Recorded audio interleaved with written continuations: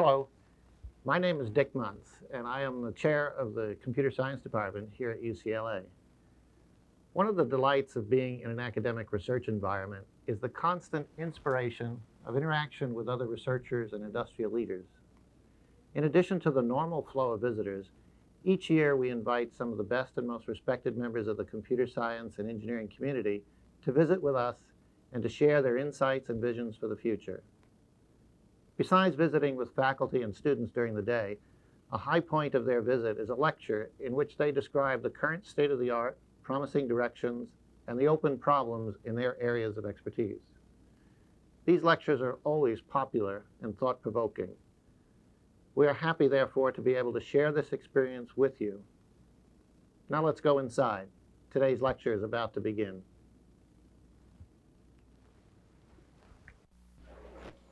Plenty of seats here. Please come and join us. This is an occasion most of us would have preferred not to have occurred. But it does, in fact, gratify me greatly to see all the friends that I remember so well, all of whom knew Jon. And we've gathered here to talk about Jon. So let me begin with a picture.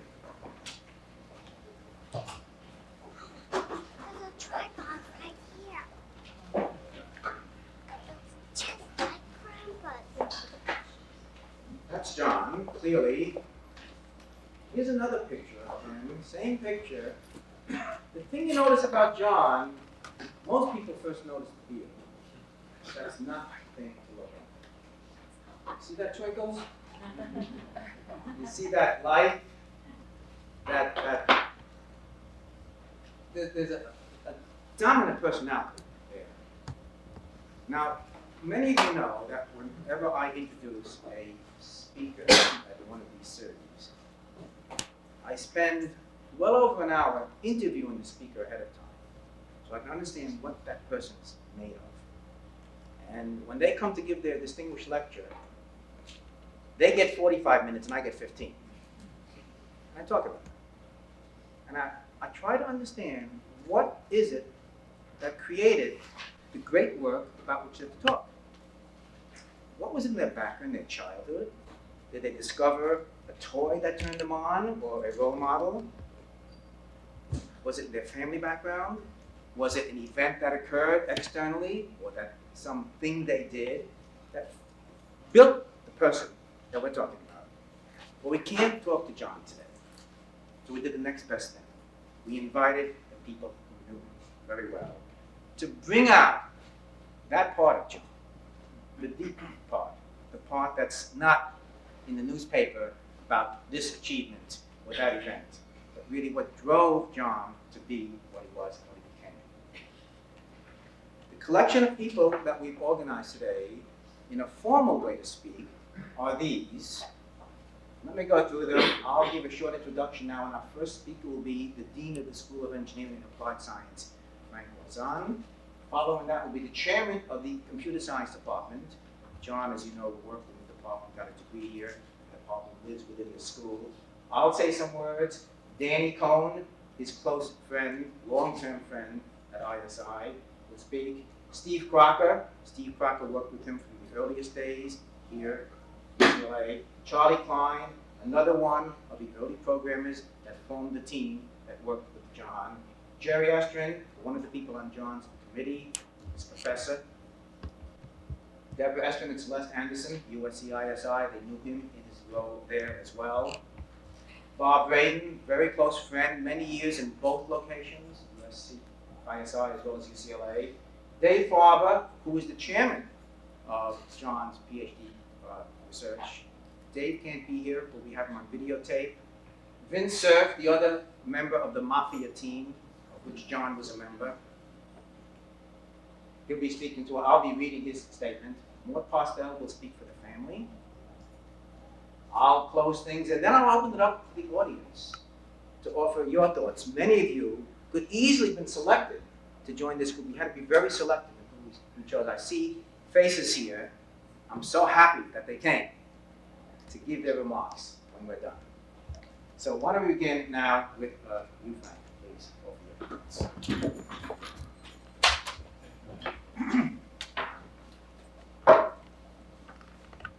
perhaps I'm the only person in the room here who did not know Jon personally, although I know of his work and some of his accomplishment.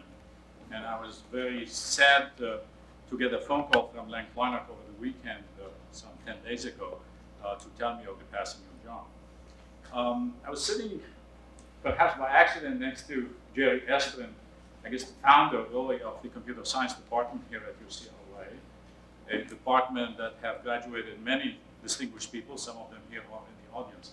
But in any event, Jerry asked me if I knew Jon, and I said no. He said, you know, you would have been surprised probably if you had seen Jon at the time when he was here. And I said, why? He said, well, he had a ponytail and a beard. And then Len showed the picture, and I said to Jerry, I said, you know, probably I would have been surprised to see him here at UCLA, but not surprised as seeing him as a person. And the reason, I said, I was practically born on the campus of the University of California at Berkeley. I went there freshman through PhD. And I said, by recollection, I graduated in 1962 from Berkeley. And I remember an article was describing the various universities around the country. It came like to Williams, it says, gentlemen, that's describing the student gentlemen who wore coat and tie to dinner. And when it came to Berkeley, it says this, long-haired fellow proletarian, deeply involved in current issues.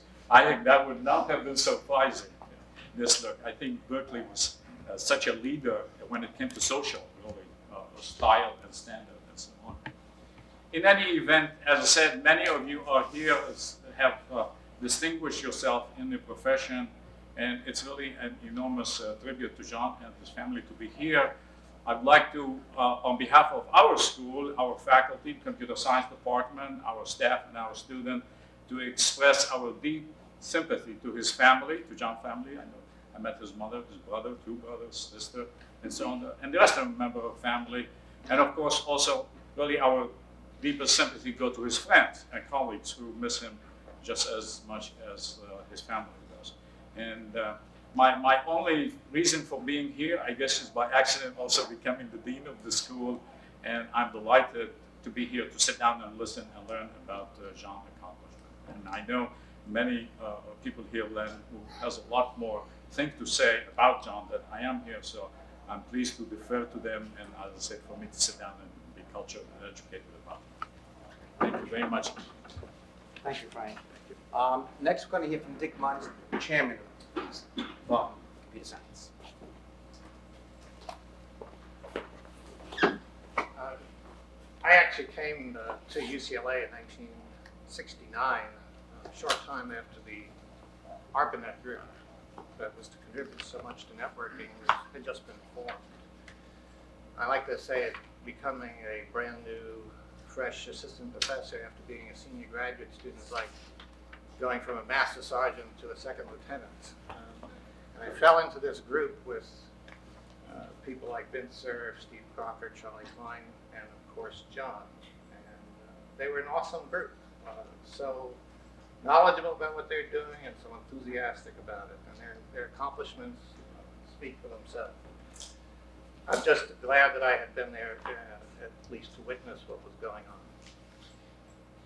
on. When it came time for Jon to do his research thesis, his interests matched most closely the work of Professor David Farber, who unfortunately happened to be at Irvine. And university regulations say that you have to have a co-chair within the department. Actually, his work was in protocols, study of protocols using the UCLA graph model that Professor Estrin had developed. For some reason, Len and Jerry were not available, and I became co-chair of his thesis. And over the years, Jon's name comes up often in talking about networking, and it's, I like to tell people I was his co-chair, and they say, "Oh wow, really?" And I have to admit that it was just in name only. I was just a figurehead. But I enjoy it. I do remember those times for the great accomplishments and the wonderful people involved. And of course, Jon was a major part of that.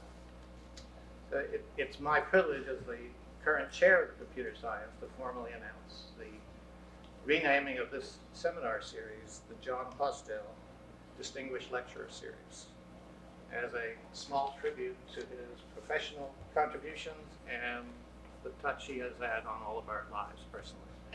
And I'd like to present to Mrs. Postel, John's mother, this copy of another version of the picture of John here with the title, the new title of the lecture series. Thank you very much. Thank you very much, Dave. My turn now to talk about John. 1969. We didn't know it, but we were creating a revolution. And John was a key part of that. In fact, we were creating the future we live in today and will live in for the next few decades. And we formed a team of programmers, staff, researchers, students. And John was a key member of that programming group who had to put together the system that would run, starting from ground zero with nothing. Now, it was an unlikely group, and you're going to hear from some of those members today. The group included people like Steve Crocker, from whom you'll hear later. He was in charge of the software mafia, and I use that word correctly, because these guys were very difficult to manage.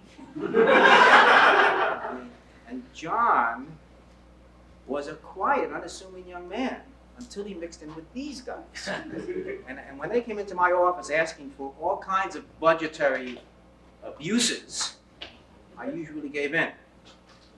But you all know what came out of that. What came out of that, of course, was the internet. And I want to go through just a little bit of what happened. Now, as good engineers, we kept a record of what was going on in those early days. Unfortunately, the event occurred the day after Labor Day, 1969. This log begins on October 9th. So I wonder who stole, or if we ever had, the earlier bit of the log. But I want to show you a little bit of the log, because it was John who made that log happen, and whose entries appear. That's the thing I just showed you. This is the early network. This was up and running by December 1969, and that was our domain.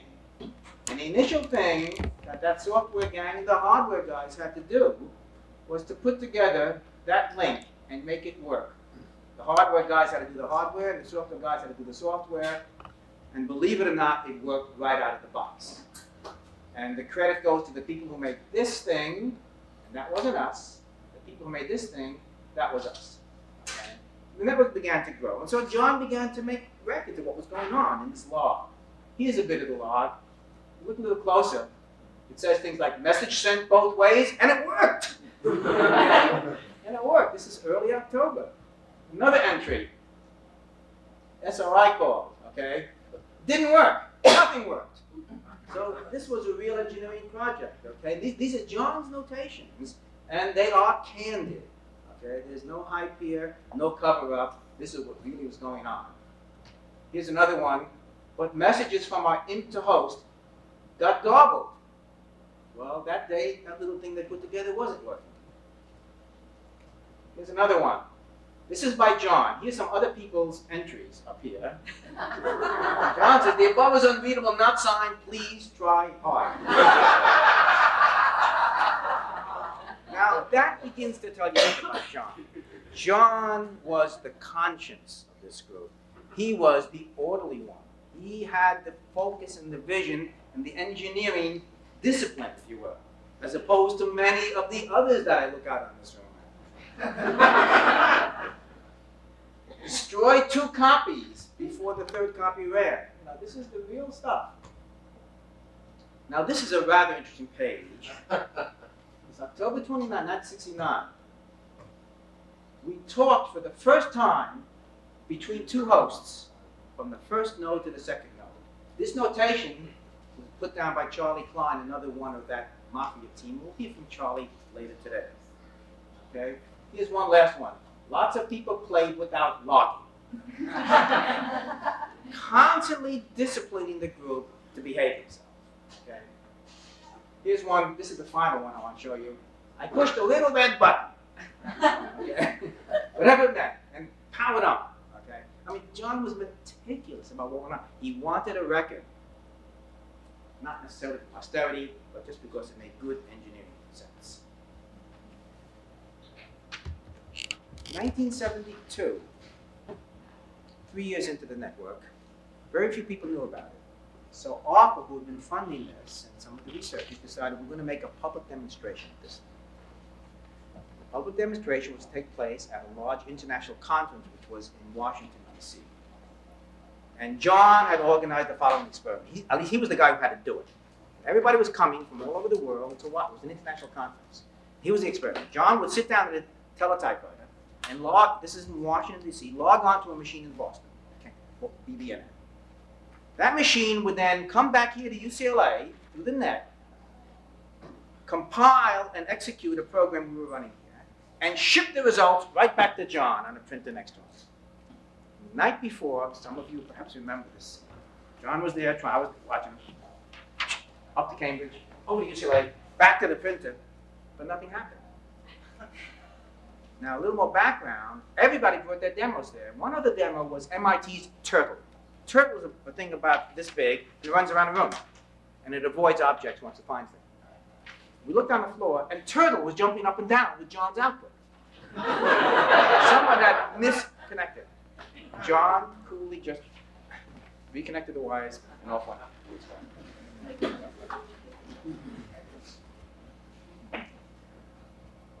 Message to Jon. Jon, you were the beacon that lit the way for so many of us to follow.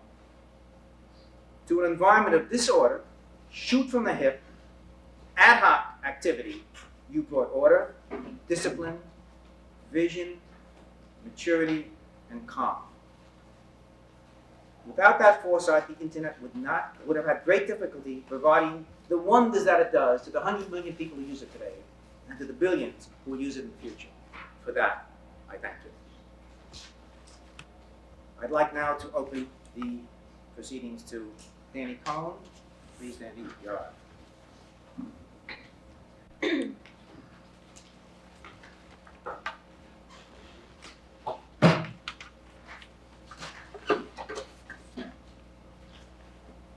I joined ISI in 73 or so, and I was involved in speech and therefore networking, and I joined the internet group, and we started a project called Internet Concept. And Steve came to me one day and he said, I ran into Jon Postel, and Jon will be willing to come and join your team. I think it will be a great addition. He was right on both accounts. You know, Jon was willing to join us, and it sure was a great addition. It wasn't an addition, you know. Jon was an internet project. For 16 years, our offices were together, next to each other. We worked together. According to the books of ISI, some of those years, Jon worked for me, and some years I worked for him. We never worked for each other. You know, we worked together. We worked for ARPA, we worked for the internet, we worked for the technology. That's what we were trying to do. I remember one night when I was running the Moses project, we had a problem. In those days, company like Westinghouse and Hughes could submit VLSI designs to us, but they were not authorized to use the ARPANET. They could not send us email. This was a big problem, sending email. So we said, no problem, why don't you use telemail or some other service, a commercial service. And then we had the problem what we do if they use telemail. So Jon and I, one night, hacked a tunnel, we called it, between telemail and the ARPANET mail, and later MCI mail. And it was a fun thing to do, and we were very enthused about it. And later I was thinking, like, why we were so enthused doing it. And the main reason was, first of all, it was our religion that everything should interoperate with everything on the network. That was the notion that two things don't interoperate and do the same thing was total heresy, and we could not tolerate it. But what was more important, the reason why I think we were so enthused about it, because we knew that we were not supposed to do that. Those companies worked very hard to be incompatible with each other, where like market share come to it, and it's not something that we liked. It was fun. Then later, we started SurfNet, Los Netos. At the same time, SurfNet started to do practically the same thing. By the time we were sending bits and packets, SurfNet has coffee mugs and glossy brochures and officers and contracts. We never had contracts. We didn't have lawyers. I remember that people from campus told us that we didn't do it right. John never liked silly rules. John never liked rules, but professed. Yeah, we wanted the problem solved, and we really got it solved. What SurfNet was about expansion, market share, glory, and most important, fortune. What John was after was get the damn problem solved, and let's get the things to work. This was John's priorities, both in the office and out of the office, personally. Yeah, let's get things happening the way we want. I think the most important thing that John did for the internet was setting the standard for setting standards. John made the internet standard to be a rigorous process that it is. And it might sound like atypical, but what you heard from Lenny, how John knew, he understood it was important. I remember those days. I never thought that documentation was really that important. John understood it. Most of us did not. Few probably did. John understood the value. That's why he did the RFCs, and he was a terrific editor. And being editor of the RFCs was not grammar and format and make it look like NLS and have the page numbers. But what was important about RFCs, they'll be correct, they'll be accurate, they'll refer to previous work that many people did not do, but John remembered. The reason John remembered all of that because John was the internet corporate memory. He was also the corporate taste and the corporate style.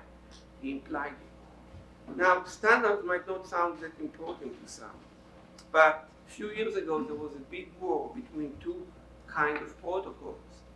On one hand was a bunch of people, like most of us, that believed in TCP/IP and the internet. On the other side was practically every government in the world. And in Europe, they have the PTT, the Post and Telegraph and Telephone Service, and the equivalent of the FCC. And in this side of the country was only DOD and ARPA and us. DOD mandated the use of those protocols, but then seeing that the rest of the government in the world and the US government prefer to go with OSI, GOSIP, or Government OSI Protocol, they totally gave in, and practically there was no one on our side. It was the entire world and us. They have the list of everyone. What we had was working protocol, documented protocol, and working system. So this helped companies like Sun and other companies that did Unix to incorporate those protocols into Unix. And then there were internet everywhere, not because people wanted internet or understood it, but because of they bought Unix. And it was a grassroots explosion. The internet succeeded because everyone was using it while the government were preaching about different things. So when the war really came, one side did not show up. And there was never war. Yeah. It was just obvious that the internet is everywhere. Yeah. There were no proclamations. There were proclamations about X-25, but there were no proclamations about the end of this war. And the reason why the war turned out this way is because we had a terrific documents. We have standards. As a matter of fact, the ease in which Microsoft got into the internet and practically claiming now that they invented it, you might get the idea, is because all of those protocols were so well documented. I don't like to blame John, for helping Microsoft. It's the last thing on his mind. But the explosion and the war that happened was because John did all of those great things. John didn't do it himself, but John was the central figure. He set the standard, he set the start, he taught us how to do it, and he nourished and defended this process.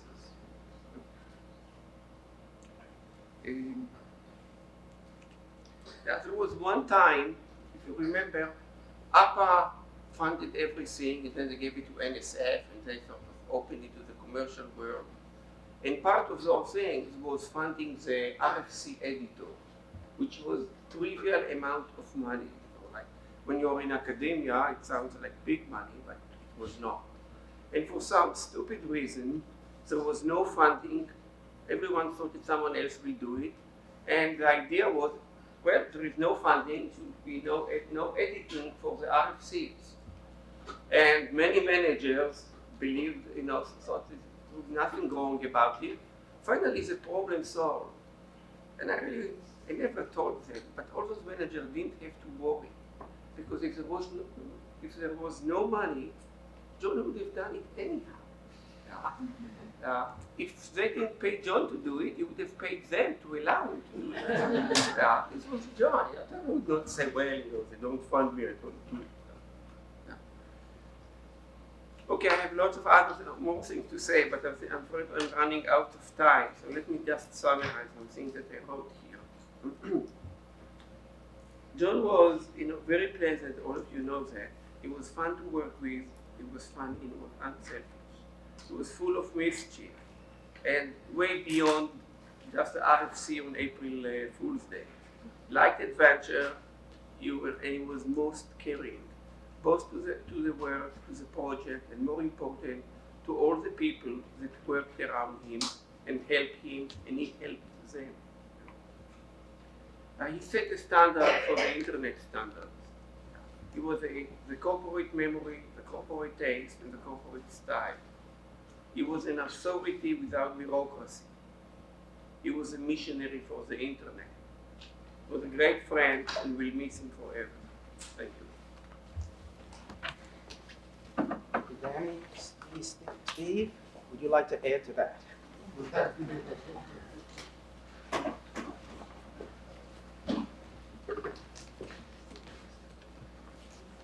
It's very, very hard to add.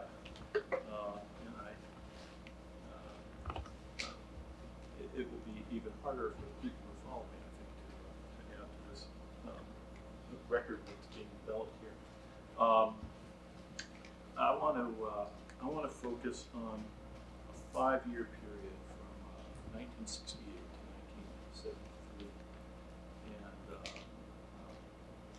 reference you can make to the mafia that John, Vint, and Charlie and I were part of here. And Len, you said we were hard to manage. I don't know whether you were talking about inside of the group, whether we had our own internal management problems or only presented management problems to you, but the answer is yes.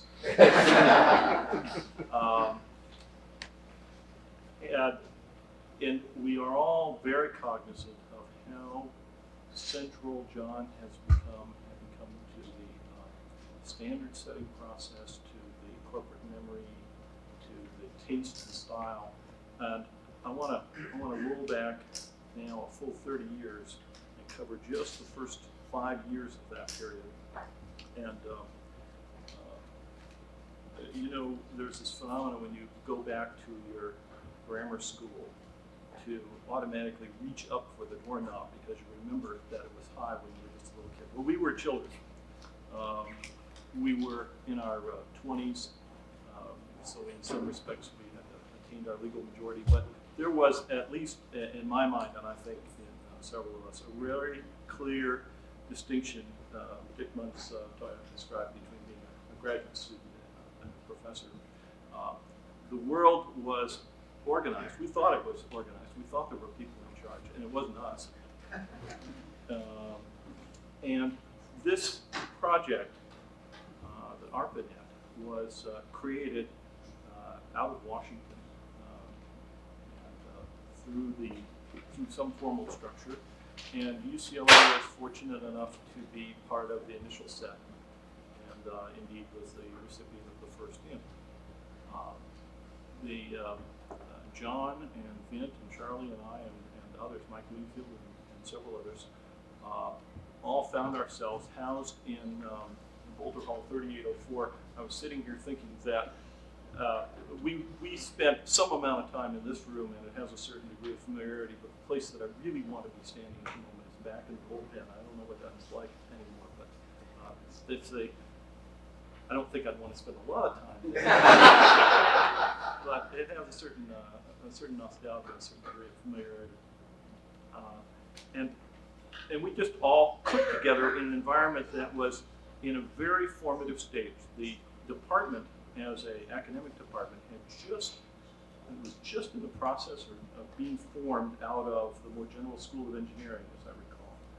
And there was the formative process of establishing an exam structure and curriculum and so forth, and there was a certain maturation process that we participated in with a certain amount of angst and joy as we got through it.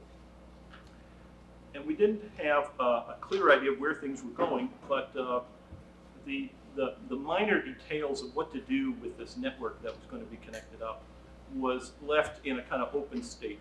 And the graduate students and staff members, not the principal investigators of the first 4 sites, got together and tried to have a discussion, and there wasn't any direction coming from on high. And we agreed to keep talking to each other. And out of that sort of bottom-up process, we started imagining what we might do with this. And I can tell you that, at least in my mind, I was expecting that somebody would come along and tell us very precisely what was going to happen. Somebody who was funded, somebody who had a PhD, or who had a formal contract, and out of fear that we might tick off somebody who was really in charge, when it came time to document the ideas that we were talking about, and have been talking about in the fall of '68 and early '69, we put these notes together and labeled them to emphasize that these were informal and they were part of a conversation. We labeled them requests for comments. You could not have convinced me that they were going to last for more than a couple of years at the outside. They were just sort of temporary documentation until things got going.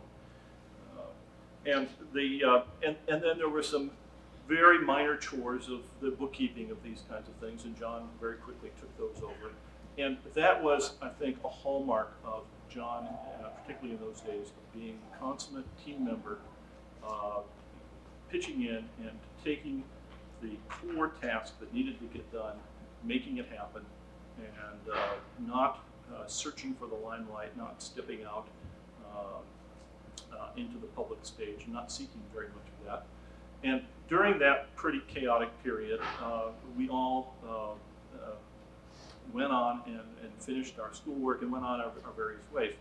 I went off to ARPA prematurely, actually. I got attracted to the process and interrupted, and Jerry is smiling. He's amazed that I finished it all. And so I went in '71 and kind of escaped early. And John finished up and needed a job, wound up working at MITRE, and through a series of situations, we wound up actually bunking together for a while. He had a house off in the wilds of Virginia and was commuting back and forth to Washington. And I wound up with a house that was big and comfortable for a period of time. And he stayed, and that was actually delightful.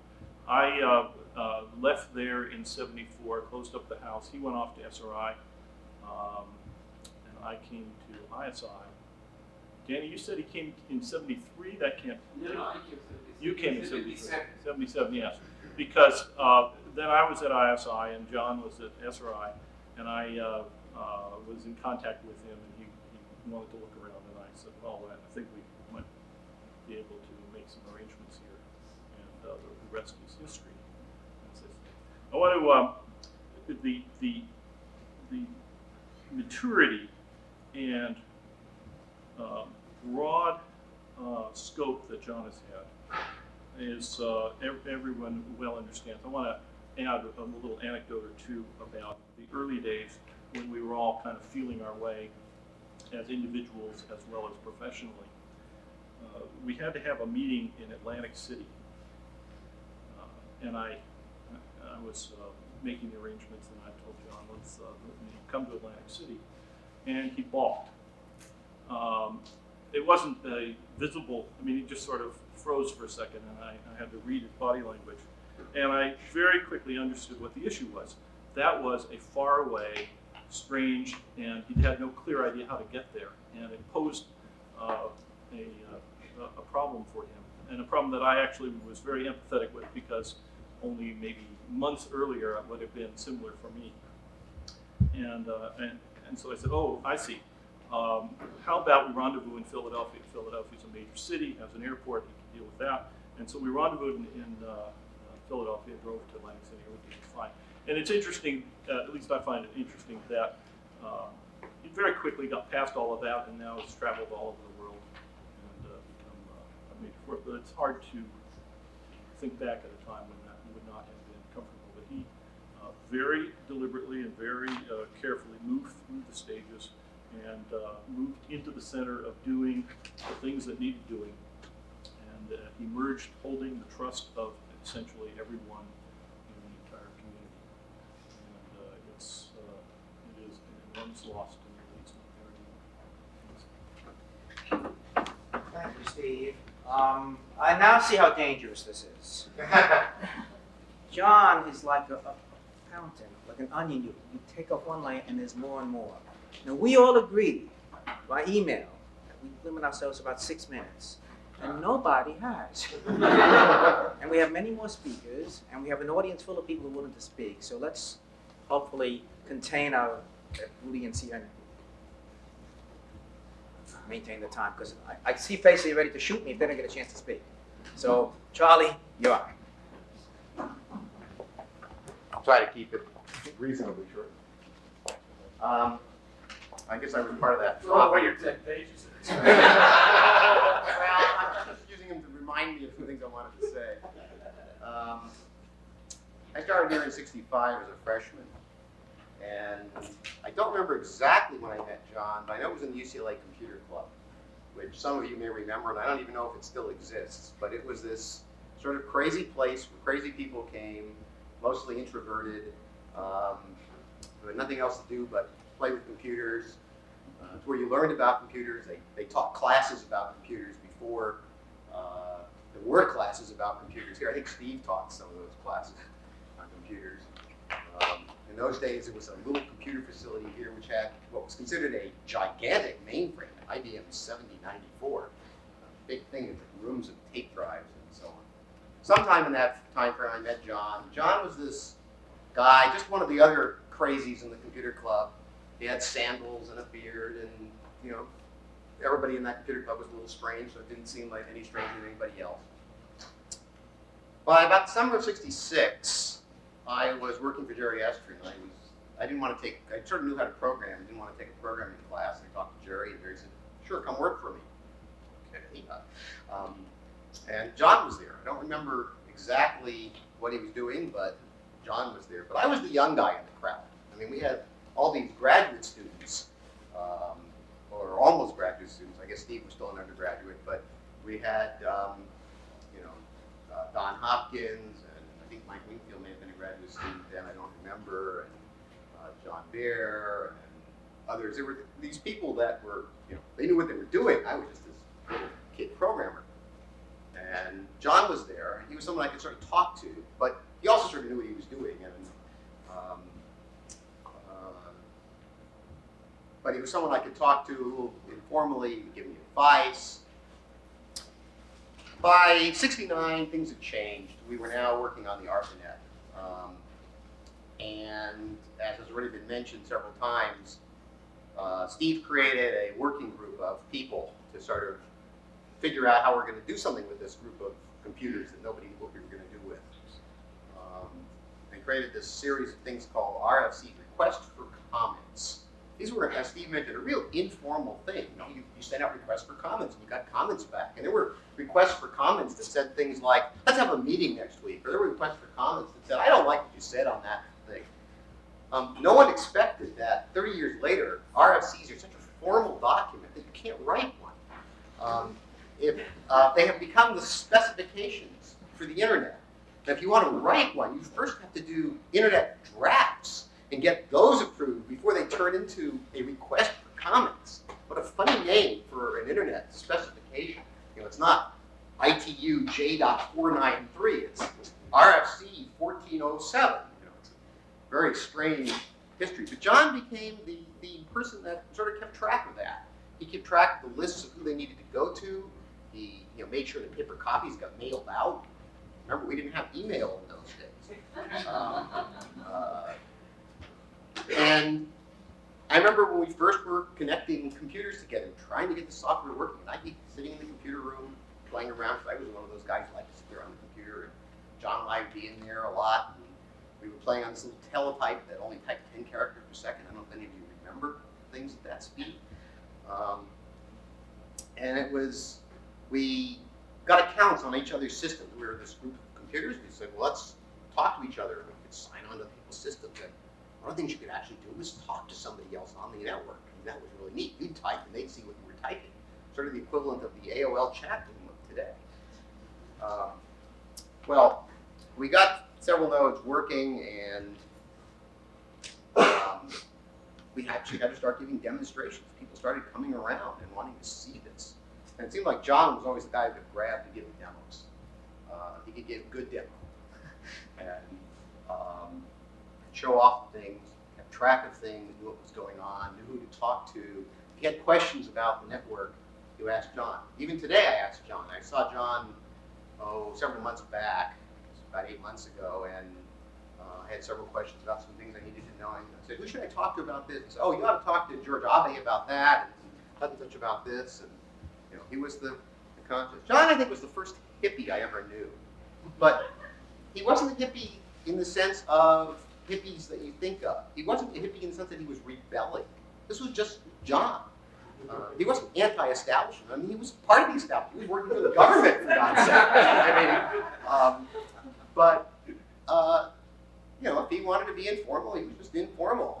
We all joke about the fact that he wore sandals. I did remember him wearing shoes on a few occasions. I can't remember why, but I do remember he did wear shoes on a few occasions. But I mean, I'm sure if he went to testify before Congress, which I suspect he had to do several times, or at least work with people in administrations, that he wore sandals. I'm just convinced he did. I don't remember seeing him do that. I remember there was the 25th anniversary of the ARPANET, and I didn't get a chance to go to that, but there was a picture of Jon in Newsweek that my wife noticed and pointed out to me, and showed Jon. It didn't have to show his feet, but we were convinced he was wearing sandals. Jon had a different side that most people didn't know. There were all these comments in the newspapers that Jon was this very private person. And maybe to most people he was, but to those of us who were friends with Jon, he wasn't so private. Jon, had a sense of humor, and we used to play games and play the green-black chess program over the ARPANET. One of the first chess programs that was actually any good. I remember we would telnet from one computer to another, and then from there we would telnet from that computer to another. And you could type a character and wait to see after it went through all these computers until it finally came back and echoed the character on your terminal. Games like that. Gradually people moved on. Jon went on to MITRE, Steve went on to ARPA, Jint went on to Stanford. Somehow I was there by myself, still working at UCLA, still doing various research. I was a few years behind these people, as well as I had my own thing about taking a little longer than everybody else to get anything done. Then Jon came back to work at ISI, and Steve came back to work at ISI, and that was neat, because some of my friends were there, and I could actually go visit them. wish I'd visited him a lot more because I really miss John. I think we all do. Thank you, Charlie. You let it out of the bag. You guys were playing games, weren't you? Every one of you. You think they were easy to manage. In fact, that was part of the education. That's what made them that so great. The freedom, the ability for these people to do what they needed to do. Jerry?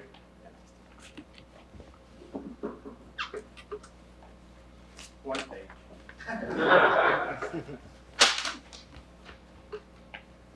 Just a couple of fast comments, not on this page, that we often don't realize, though it keeps getting reported over and over again, that success comes out of failure. And in a sense, that happened here too. Actually, I was a PI on the first ARPA contract before the ARPANET and Len took over. And that was a total failure because it really had the mission of getting the heads of 3 major computing centers to get together and cooperate and tie their machines together. Impossible. But out of that failure, there were a group of people who then provided the cadre who went on and did all the things that we heard about on the ARPANET. That's where they started to work together, and when Len came in to take over, those people, were there to draw on as a resource and to drive him crazy, as far as management was concerned. Now, I recall Jon Postel as a wonderfully fine, gentle, unselfish human being who truly cared about people and his professional contributions. In the 1970s, he was fearless in trying to apply an emerging graph model to verification of ARPANET protocols. I mean, imagine taking the results of the work going on as a PhD and trying to apply it to something real and complex. I mean, this was mad. He succeeded at a very reasonable level and left his research, for others to follow.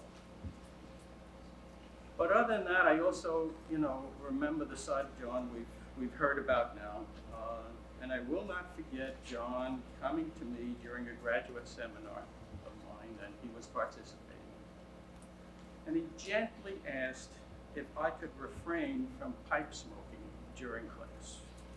Please, that same please, came through with it at another time.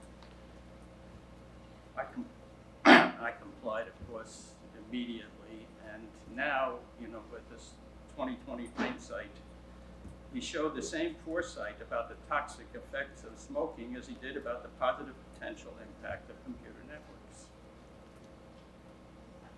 Now, there were a couple other things, we can't talk to Jon now, but I'm talking to Jon. Jon, speaking for the many fathers, mothers, grandfathers, and grandmothers of the internet, we treasure the ethical and professional standards which you helped to establish and preserve. Jon, the rules for orderly growth of the internet will help us to achieve the richness of sounds and images and interaction that will accompany every advance in technology. We know that the same technological advances will bring exposure to crass commercialism, slick scams, exploitive pornography, and hate content. We must learn how to develop a counterculture to fight those attacks. We needed your leadership, Jon. You left us too soon. Deborah, please.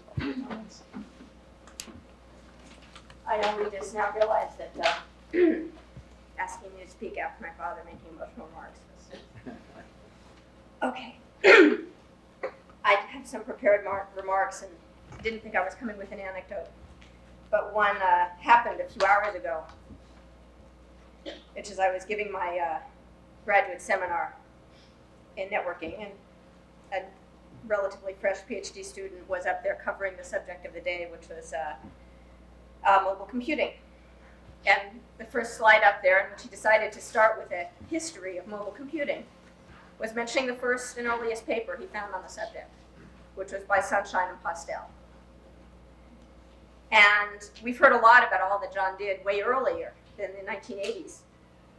But the story from me, and then what the comment the student made as he went on to talk about all these other things, is what all these other improvements that have been done now and have resulted in mobile IP standard, et cetera, the basic ideas were all there in that early Sunshine and Postel paper. But that's not the story. The story is that I never heard Jon make that point. In all the talks we heard about mobile IP over all these years, he never made it to the person giving the talk. He never made it in the hallway.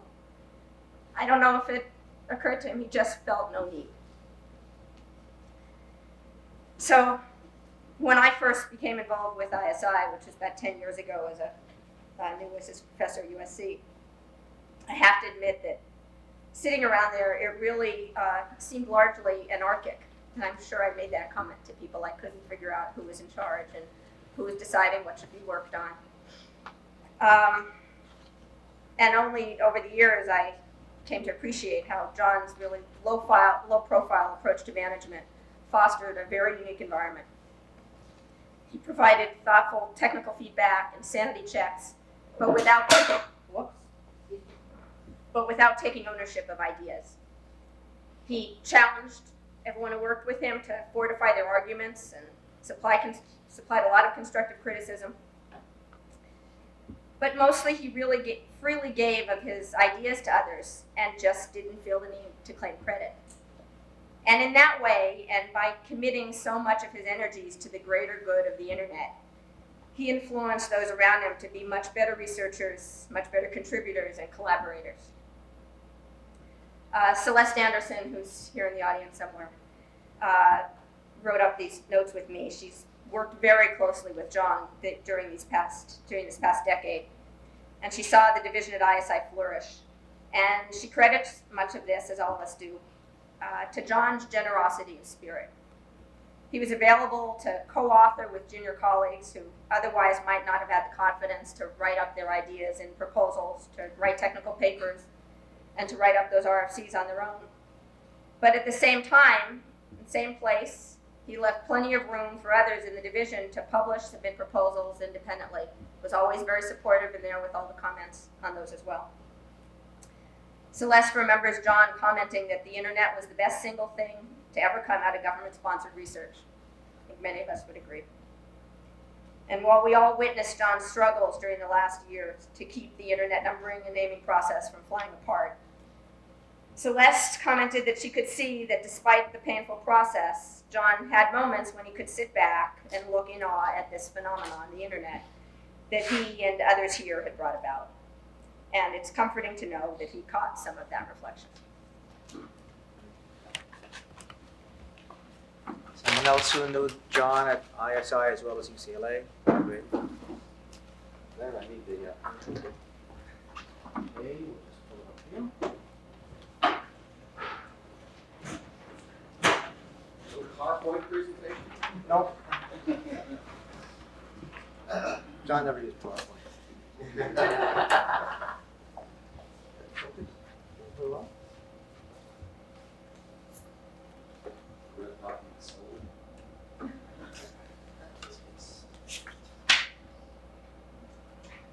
So, I want to apologize for Jon for being overdressed for this occasion. Actually, Deborah's the only one appropriately dressed with a ponytail and sandals. I'm representing, in some sense, UCLA and ISI. My career has pretty much paralleled Jon's. I got involved with the ARPANET in 1970. I came to UCLA in 1968 working for not the computer science department, but the much hated campus computing network. And in late 1969, I was given a task of connecting the what was a big iron mainframe, IBM mainframe, to the ARPANET, and which we did. It became host 2 on implant. And in order to do that, we had to implement protocols that didn't exist yet. And so I got involved with the network working group, and through that got to know Jon and got to admire Jon. So we had the problem of creating an NCP. And while the first description of an NCP actually was published by, or of the protocol was published by Steve Crocker in RFC1, I had the privilege of being on the original distribution list, so I have an original paper copy of RFC1, and also of RFC48, which had John's explanation of how you program an MCP. It's very, very straightforward.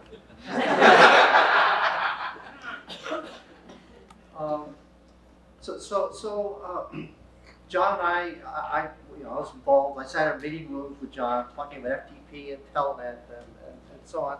And here's a bit of chronology, which I put together for a different purpose. But it's interesting how much John appears here.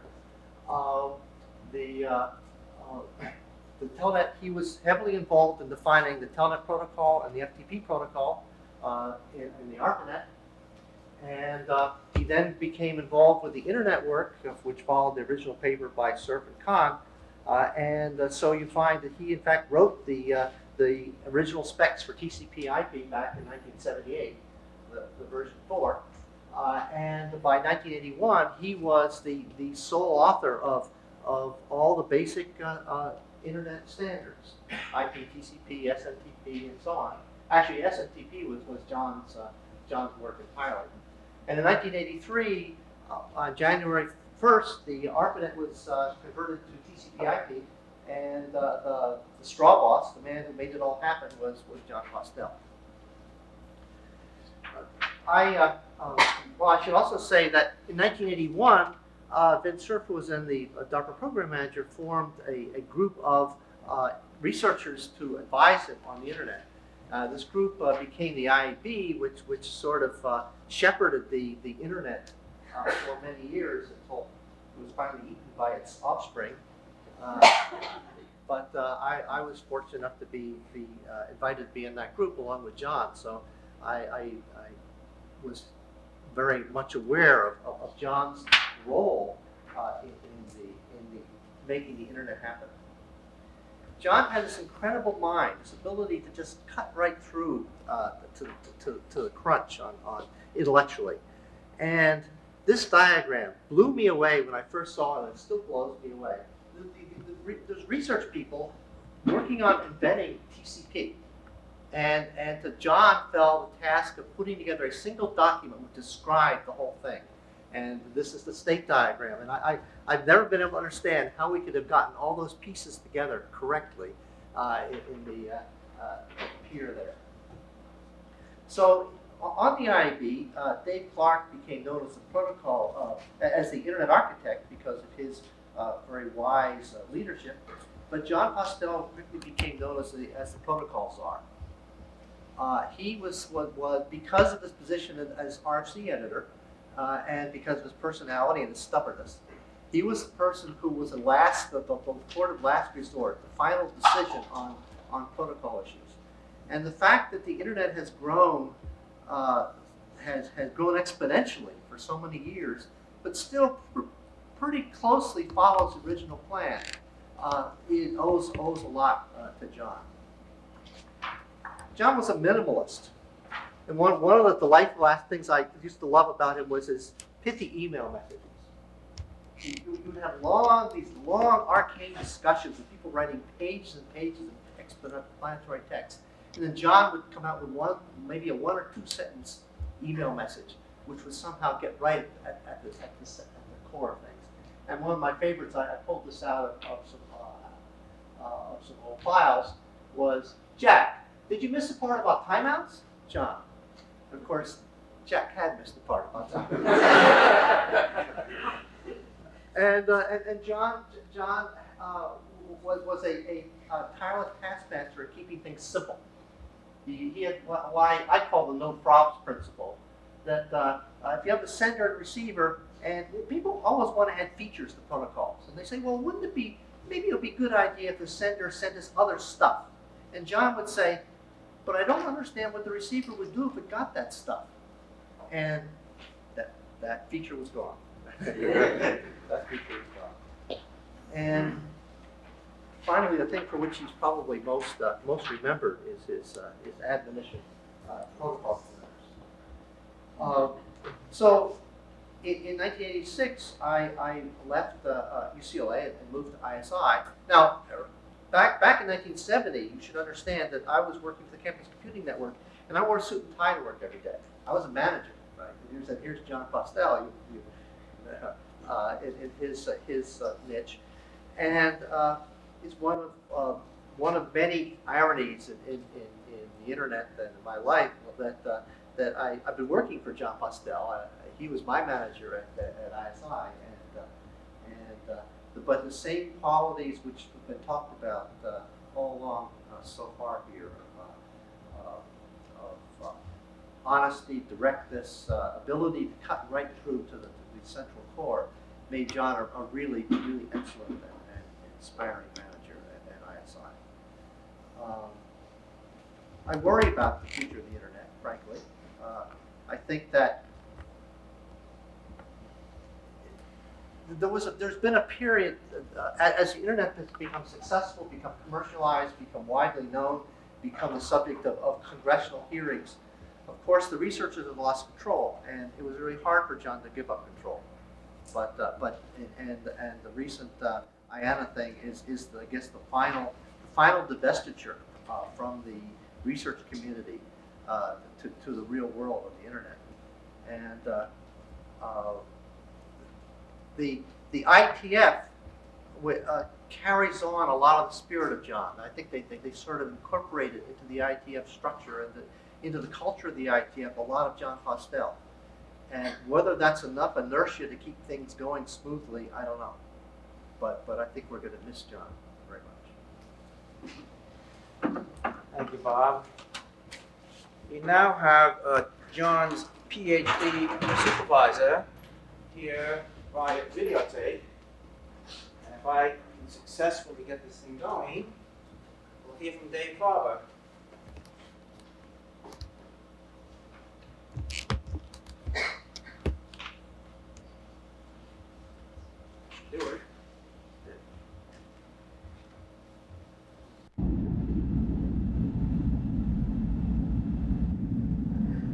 Good afternoon. It's with sadness that I make this tape. I wish I could be there and hear what the rest of you are going to say about Jon Postel. I miss him. I miss him a lot. I'm recording this, as you saw a few moments ago, in a room at the University of Pennsylvania, which has part of the ENIAC, one of the first large-scale electronic computers, an electronic computer built by a set of giants in our field, Johnny van Neumann, Presset, and others. Jon Postel was such a giant in his field. He was a small giant, small in stature, size, very high in stature, respect from the community. I'd like to sort of go over what I remember of Jon from the early days. I was a relatively young faculty member at the University of California at Irvine, just having started in the academic world, when I got a call from Jerry Estrin saying that he had a young student up at UCLA who was interested in networking. And UCLA at that time had relatively few people who were interested in networking, especially sort of the type of networking I did and the type of networking Jon was interested in. So I said, I'd be happy to stop up and talk to this student. It's always fun to talk to students. I got there and went in a room that I can still see in my mind. It was a fairly big room. It had a bunch of relatively young students in it. A young Vint Cerf, a young Steve Crocker, and a young Jon Postel, who, when I look back over the years, didn't really change very much over the 25 years I knew Jon. We talked a while. I talked to Jon, I talked to Vint, I talked to Steve. There were probably others there whose I forget after these years. And I was really taken with the energy, the quiet energy of Jon. I also remember it was probably the first time I really noticed people wearing Birkenstocks. That's something I've grown fond of in my second youth. Jon and I talked a lot about thesis topics. We sort of, for the next period of time, waxed over a whole set of topics and finally ended up with a topic that turned out to be a very seminal work in network protocol verification. Jon is constantly credited in that thesis with fundamentally founding a field. It's a field he didn't pursue very much in his later years. He made choices, and I'll talk a little later about the choice he made. I remember, since I lived in the Palisades, Pacific Palisades, stopping to meet Jon on my way to Irvine, and since getting into Westwood was always, even in those days, a laugh and a half, we met at the Pancake House on Wilshire Boulevard. It might have been Santa Monica Boulevard in Santa Monica.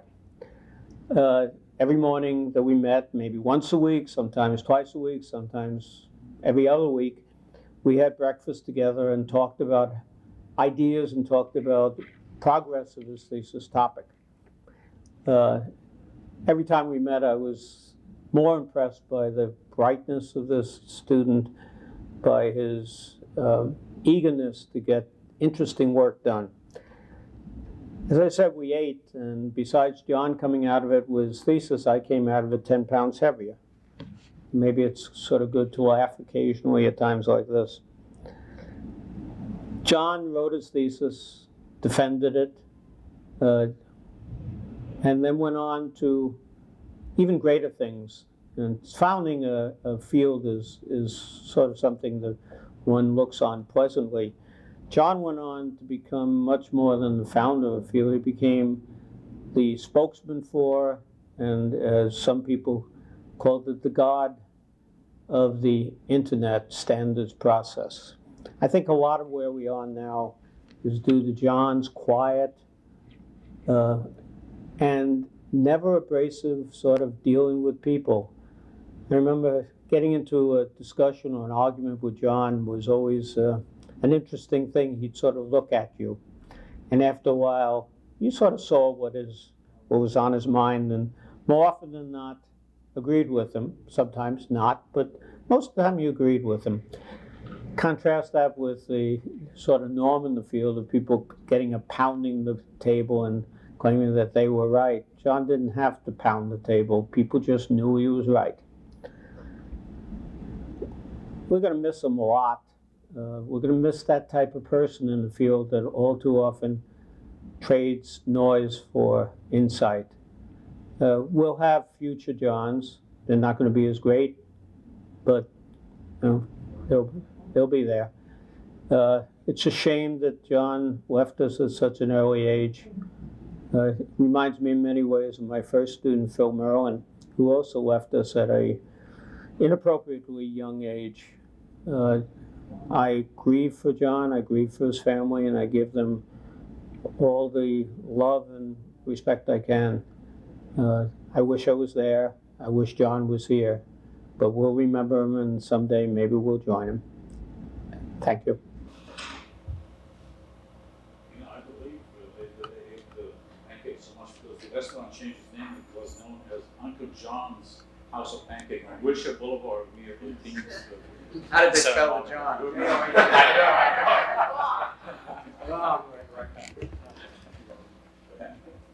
One more piece, as I mentioned, Vincent couldn't get here tonight, this afternoon, so I'm going to read what he prepared. Remembering Jon Postel. Although it later turned out that Jon and I went to the same high school, Van Nuys High, I didn't know him until we met at UCLA as aspiring graduate students. I remember not knowing quite what to think when I met him, sartorially speaking. It was like the Pope meeting a heretic. Here was Jon, shoeless, bearded, and obviously quite comfortable. Here I was, in sports coat, tie, and carrying a briefcase on a Southern California campus, not known for its formality. I can only imagine what he must have been thinking. But we were united by common goals, to survive graduate school and somehow come out whole and with our PhD degrees. Perhaps more important in retrospect, we shared an intense and common fascination with the ARPANET project and the unexpected part we were allowed to play in its evolution. From Jerry Ashton, we had wonderful academic inspiration, encouragement, and tough questions about our dissertation research. From Len Kleinrock, we had financial support, intense and creative intellectual stimulation and conversations, and this fantastic project to play with. Under the leadership of Steve Crocker, who created paths to follow where no paths existed, we each found roles to play. John was our resident hippie, our Gandalf, steeped in wizardry, wizardly lore about the internet. John has been its memory, its technical conscience, and its surveyor, allocating names and addresses to all those wishing to participate and keeping track of all that for nearly 3 decades. John looked and acted his part. He was the guru you found at the top of the mountain when you were looking for the meaning of life. I know I will retain my own memories of John and turn to them often when in need of guidance. What would John have done, I will think? And I will know the answer delivered with an impish grin from the sage of the internet. Just do the right thing, he can say to me, and I will do my best to do just that. Our final formal presentation is by Jon Postel, John's brother. Jon, please.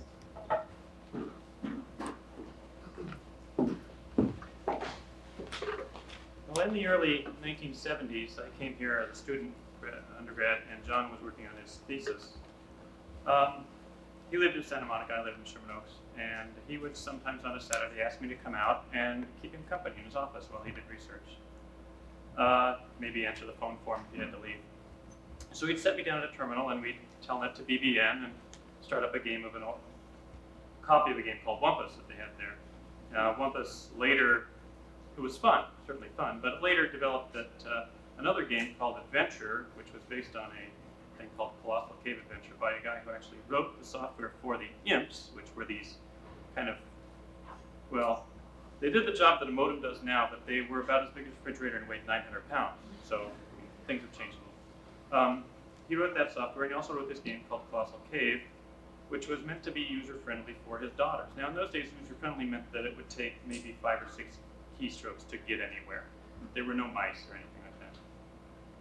He wrote it, and it spread pretty quickly. And if you look for it on the web, you can find now Java-based interactive versions. They're all pretty dorky, but you can find it. By the mid-'70s, Adventure was the killer app for the ARPANET.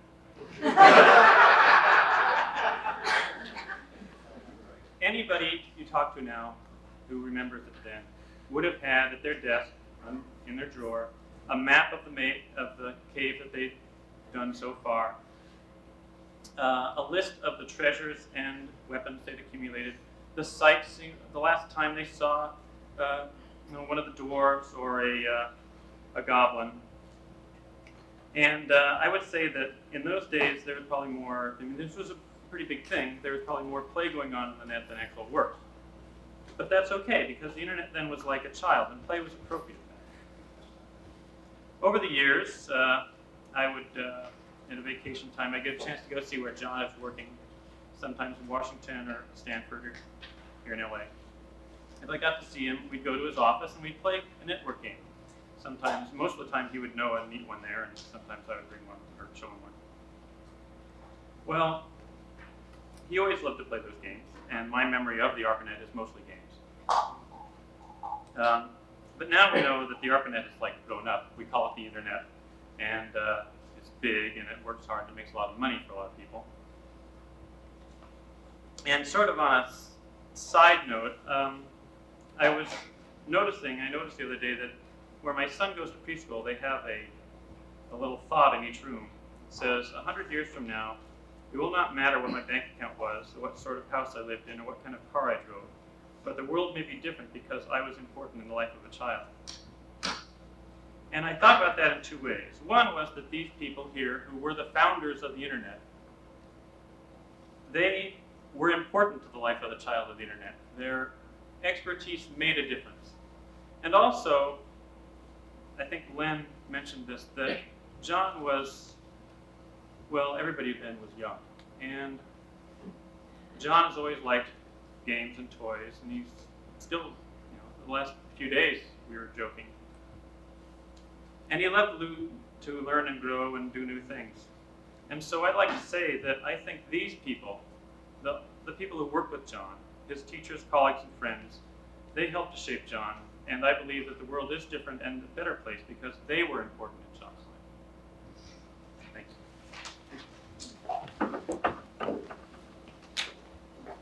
So now we have had some glimpses into what made the man, Jon Postel, but we need some more. And before we give the minute to Dan, Brenda, what time are we going to be drawn out of this film? We have 6. Oh, 1. Dan, I'll give you 90 seconds. Well, I remember when Jon told me that what gave him great pleasure, mirthfully, was the first computer that talked on the ARPANET was this SDS computer you guys had here, and you had to design a special operating system for it, and it was the Sigma Executive, sex. Okay, the first thing that was on the internet was sex.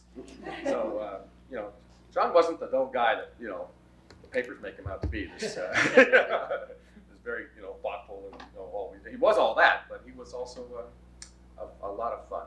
I had a lot of fun with him over the years in many places at SRI and at ISI and Interop and floating around. And that twinkle in his eye, said a lot. Okay. I also remember piles, of paper in his office. Okay, at ISI. I mean, this piles of stuff. Okay, and these were RFCs. The people that sent him that he had. He was the choke point. And he would have to edit these things, and he took this work extremely seriously. And I'm going home at 7 in the evening, and he's there, and he's got this pile. And for those of us that submitted things to Jon, realized he got through that pile pretty fast. I mean, in matters of days or weeks. And a good and faithful servant, our dear Jon. I'm curious to know, this is the first 1,000 RFCs, abstracts only. Yeah. Out to 87, and the pile grows. Excuse me? No, you are in. No, you are. So, stand.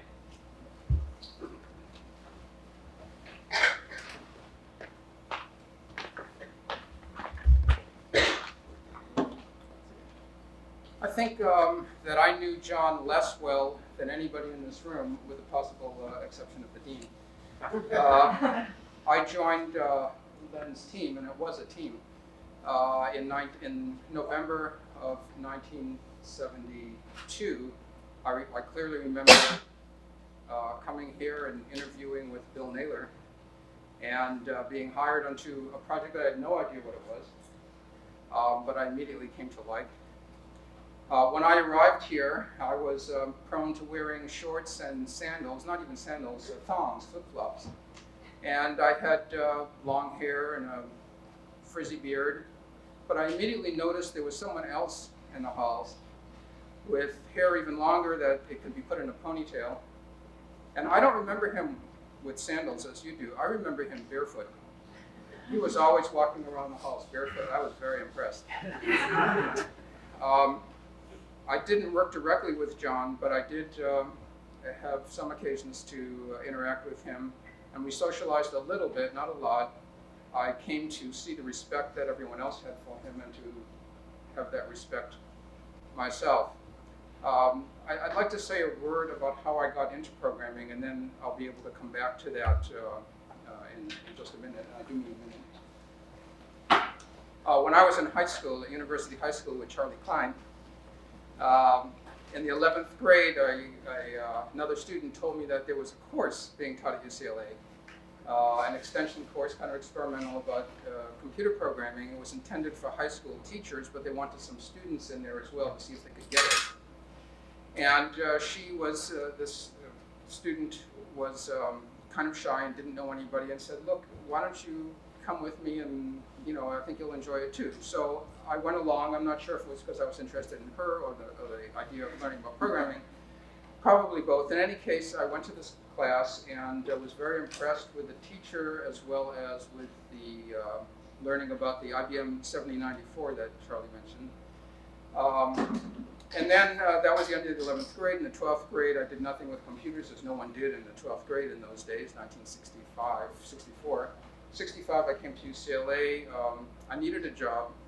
I got a job as a programmer for a Traffic Safety Institute, which is now defunct, and worked my way through college, left, traveled for a while, came back, needed a job, and that's when I interviewed with Bill Naylor, and started a very delightful, almost decade throughout the 70s, working with the ARPANET and adding my own small amount to the great works that Jon and the others have done. A few months ago, 2, 3, 4 months ago, I went up to Santa Barbara and visited with Dick Kemmerer, who many of you know, and he sends his regrets that he can't be here today. And Dick and I are old friends, and we were talking, and Jon's name came up. And Dick was wondering what he was up to nowadays, and I said, oh, I think he's at, in the marina and still, doing ARPANET stuff. And the newspapers shortly after that had lots of mention of Jon Postel because of the handover from the government to private industry of the naming. And so I emailed Dick some of the notices about that, and I started thinking, Jon and I weren't close, but it would be fun to connect with him again and have lunch or dinner and just talk about old times. There was an occasion, I think it was '76, I went to his house in Hollywood for a costume Halloween party. And I left with 2 or 3 friends, all of us in costume, at about 2 in the morning. We got in my car, we drove away, so the car died. And so we had to walk back through the streets of Hollywood at 2 in the morning in costume. No one paid us any attention. And Jon was very kind and helpful about getting the car started and so forth. And so I was looking forward to reminiscing with him, but I was moving at the time, and I was busy, and there was work to be done, and well, there's lots of time to catch up with people, isn't there? Then a few mornings ago, I got up early, decided I wasn't going to go back to sleep, so I logged onto the net to get my mail and check the news, and saw the shocking, sad news of Jon's passing. And I was struck by the dinner that we didn't have. So I immediately sat down and typed an email message to Steve Crocker, who was that teacher when I was in 11th grade, who taught that course at UCLA, that got me into the field of programming and profoundly affected my life in many delightful ways, not just my career, but in many other ways. And I let him know that I really loved that course and the profound effect that it had, and I didn't want to let the moment pass. It was sad that it took Jon's passing to get me to do that. And I want to say that I've never met Jon's family until just now.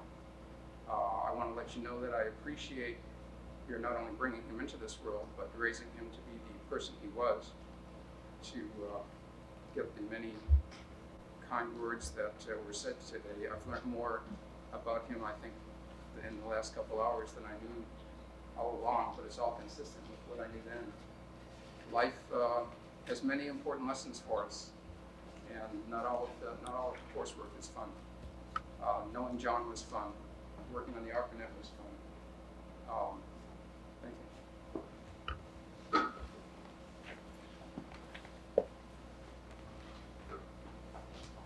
I see a lot of familiar faces. Please go ahead.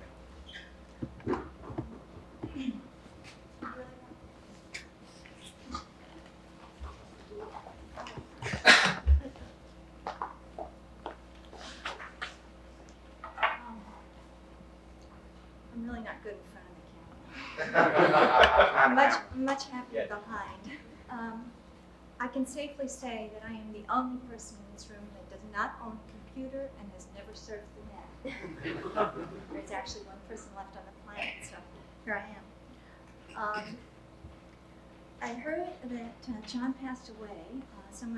I often brag that I know the people who founded the internet. That's my only connection, kind of like Dick Muntz, who says, I know Jon Postel, and how to make a little mileage out of that. Thanks to Bill Naylor. Someone said, oh, one of the internet founders died.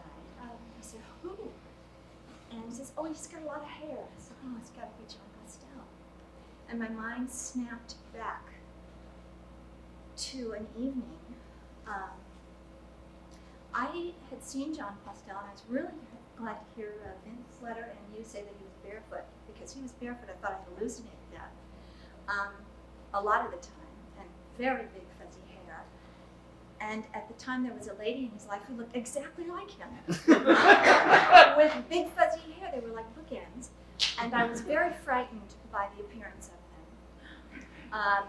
Not being really a girl of the 60s, even though, well, that's another story.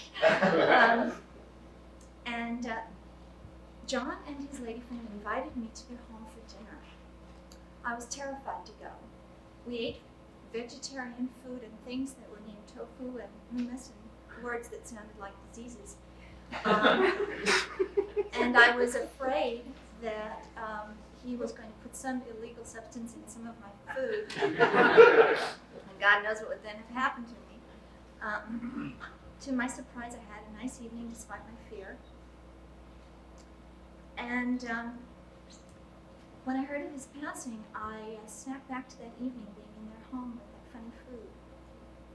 And I wondered why it was that I had been there. And I don't remember which gentleman, sorry, I don't know you well enough, put the sign on the viewer there, but I realize now it is because he taught me to be liberal in what I accept and conservative in what I send. And that man with the fuzzy hair was indeed quite a fellow. So thank you to the Postel family for having reared such a fine fellow.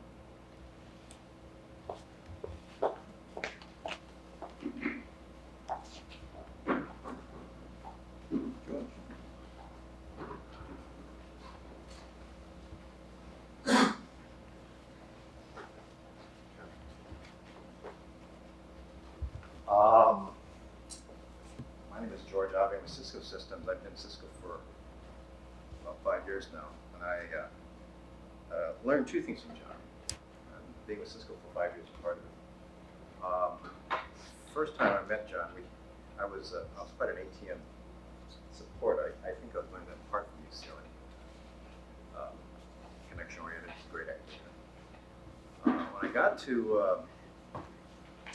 Cisco, I looked up John and we started chatting, and he quickly disabused me of the wonders of ATM. And I've quite changed my mind on that matter. And we had these arguments about quality of service and why you need all this stuff, and all this state. Bandwidth was going to solve the problem anyway. So after a while, he changed my mind on that. So he changed me in that respect. But the second way he changed me was my attitude towards public service. There is, being at Cisco, and as long as I have at Cisco, I've certainly personally gained from the growth of the internet.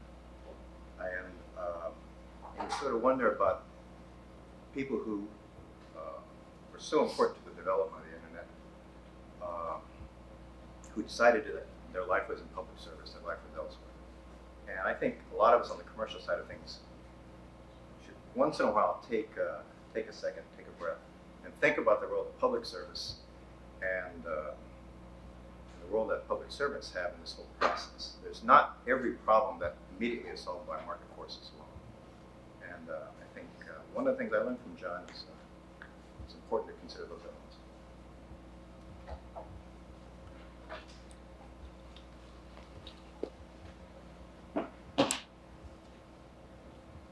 Podium is empty. Mickey.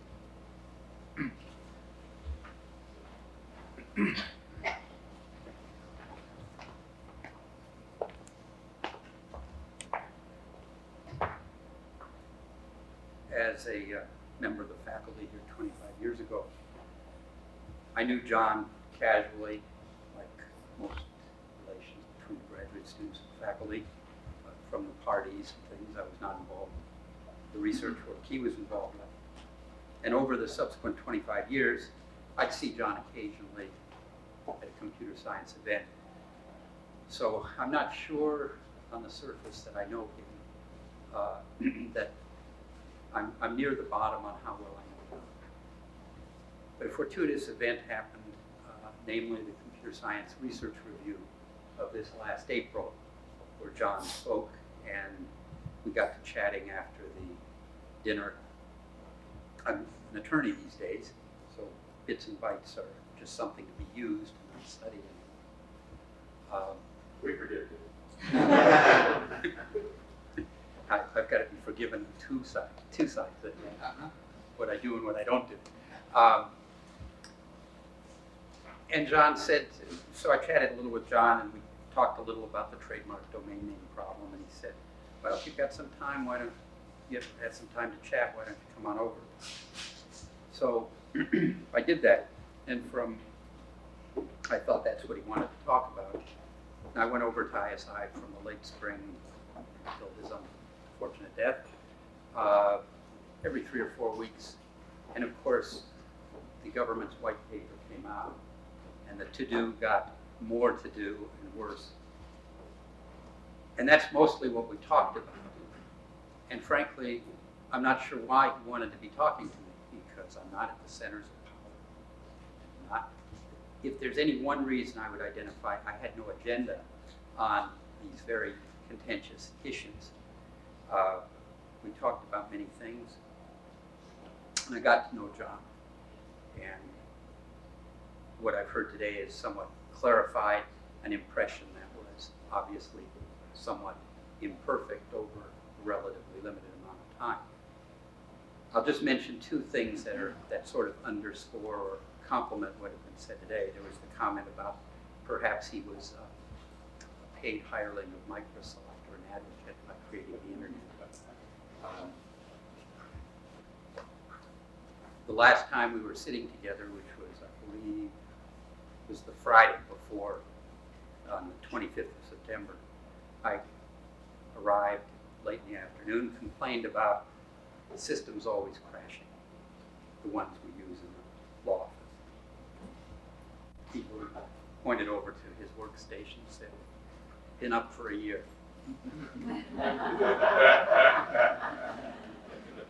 Wasn't NT, was it? I'll let those who know infer for themselves.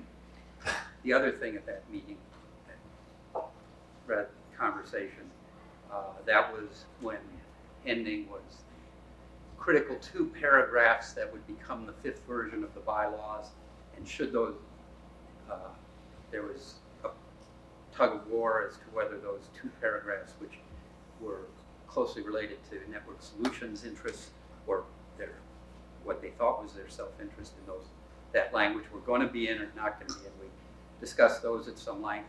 And even at that last stage, when many people would say the whole structure of the new corporation was cast in concrete by the behind-the-scenes work, he was asking me for suggestions for the board.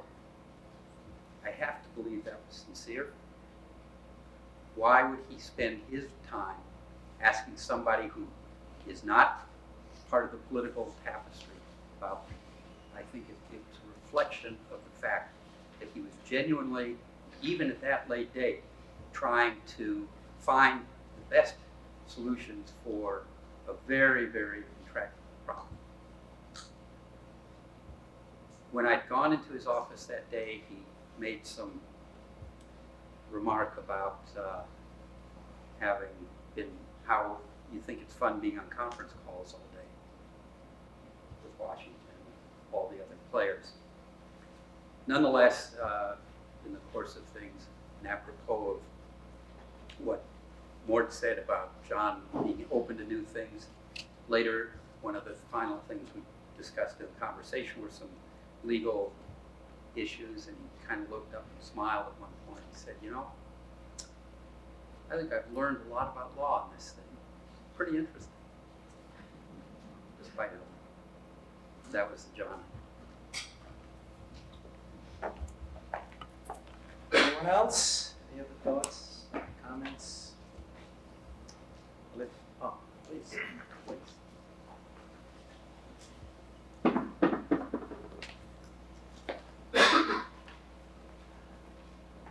I didn't come prepared to say anything, and I feel called for to say a few words about John, because I feel that he was a very multidimensional person, and we've heard a lot tonight about his intelligence and his hard work, and he was in the right place at the right time to participate with these other people who've forged ahead and provided us all with this extremely valuable tool. But the thing that I remember about Jon is he really had a sense of wonder.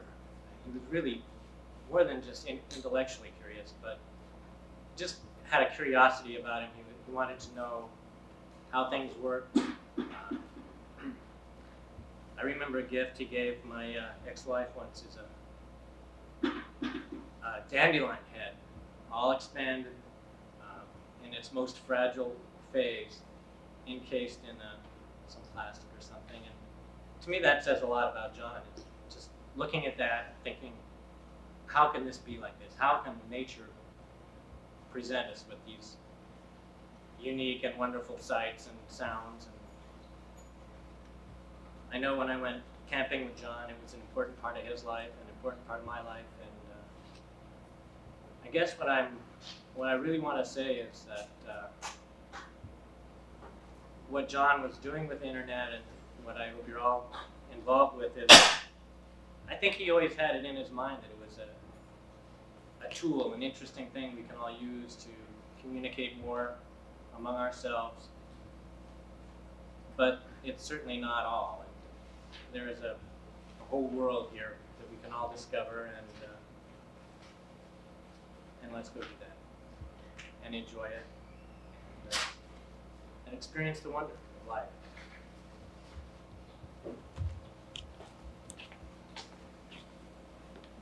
These were the kinds of things I was trying to extract from the group. What was it about Jon? What was inside? What would he have said if we were interviewing him today? That helped bring out some of the thoughts. Well, I'd like to thank the family so much for joining us in this opportunity to honor Jon. And please, this wonderful pioneer, Jon, you did good, and you did it with class.